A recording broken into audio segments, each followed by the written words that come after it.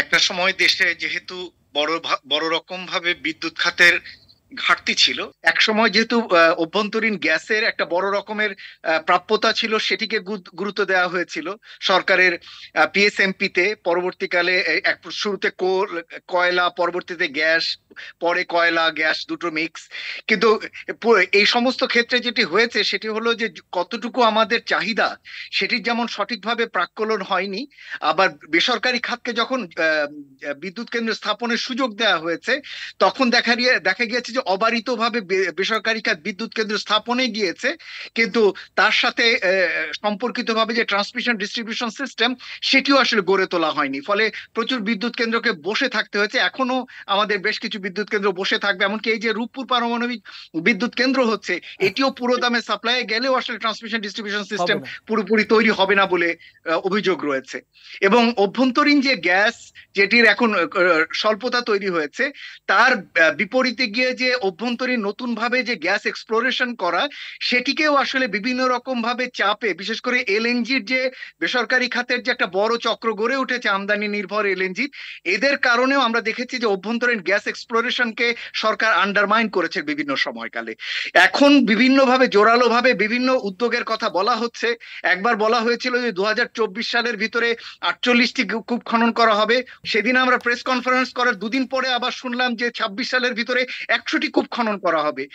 একজন জ্বালানি বিশেষজ্ঞ বললেন যে ঐতিহাসিক ভাবে এখন পর্যন্ত আমরা কখনো 100টির কাছাকাছি বিদ্যুৎ কেন্দ্র এখন পর্যন্ত কূপ খনন করার সক্ষমতা হয়নি এত তাড়াতাড়ি, এত অল্প সময়ের ভিতরে। সেখানে কিভাবে আগামী 3 বছরের ভিতরে এত কূপ খননের টার্গেট করছেন, এটাও একটা একটা প্রশ্ন। সুতরাং এই যে বিভিন্ন ভাবে রাজনৈতিক চাপে সঠিক সিদ্ধান্ত নিতে না পারা, উদ্বৃত্ত বিদ্যুতের ক্যাপাসিটি তৈরি করা, তার কারণে ক্যাপাসিটি পেমেন্ট দেওয়া, প্রচুর পরিমাণে ভর্তুকির অর্থ যাওয়া, এর সব কিছু আসলে সঠিকভাবে প্ল্যানিং এর অভাব। সুতরাং আমি বলবো যে এক ধরনের আনপ্ল্যান পরিস্থিতি এবং একই সাথে বেসরকারি খাতের এক ধরনের চাপ এবং একটা চক্র এখানে গড়ে উঠেছে জ্বালানি বিদ্যুৎ খাত নিয়ে, যেটার কারণে সরকারের পক্ষে এখন সঠিক স্বাধীনভাবে সিদ্ধান্ত নেওয়াটাও কষ্টকর হয়ে দাঁড়িয়েছে। কিন্তু এখন এসে যদি বলেন যে এখনকার বাস্তব প্রেক্ষাপটে আমরা কি করব, আমাদের তো এখন কি আমরা আমদানি এড়িয়ে যাব? অনেক সময় মনে রাখবেন, ক্রাইসিস তৈরি করা হয় কোনো ধরনের একটা একদিকে ঠেলে দেওয়ার জন্য। এখন যে পরিস্থিতি দাঁড়িয়ে আছে, আমরা যে ধরনের আমাদের গ্যাস খাতে যে সংকট দেখা যাচ্ছে, যে দৈনিক ভিত্তিতে আমাদের বার্ষিকী এই মুহূর্তে একটা বড় ঘাটতি রয়েছে, প্রায় 1200 MMCFD-র মতো আমাদের স্বাভাবিকই যে চাহিদা তার থেকে ঘাটতি রয়েছে।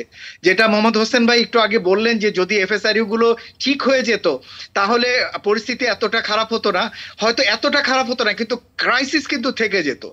এবং সেটার জন্যই বলা হচ্ছে যে যেহেতু অভ্যন্তরীণ গ্যাস সাপ্লাই স্বাভাবিক নেই, সুতরাং এটার অজুহাত হিসেবেই বলা হয় যে এ কারণে এলএনজি আমদানি আরো বাড়ানো দরকার। এরকম একটি ভালনারেবল সিচুয়েশনে আমাদের আমদানি নির্ভরতা সীমিত পর্যায়ে রাখাটাই বাঞ্ছনীয়।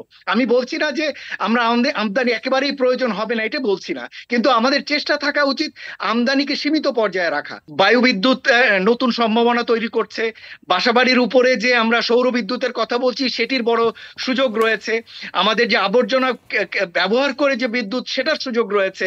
আমরা মনে করি যে আগামী দিনে সরকারের উচিত হবে জ্বালানির এই রূপান্তরের প্রক্রিয়া, যেটাকে এনার্জি ট্রানজিশন বলি আমরা, এটিকে নীতিগতভাবে মেনে নেয়া, কারণ বৈশ্বিক পর্যায়ে এই প্রক্রিয়াটি চলছে। আবার রূপান্তর মানে কিন্তু আমরা কেউ এমন বলছি না যে আগামীকালকের ভিতরে সবকিছু পরিবর্তন করে সব নবায়নযোগ্য হয়ে যাবে, এটি কেউ মনে করে না। আমরা আশা করব যে আগামী দিনে তারা এই জায়গাটিতে তাদের এই জায়গাতে পরিবর্তন আসবে চিন্তা ভাবনা। ধন্যবাদ আপনাকে। যারা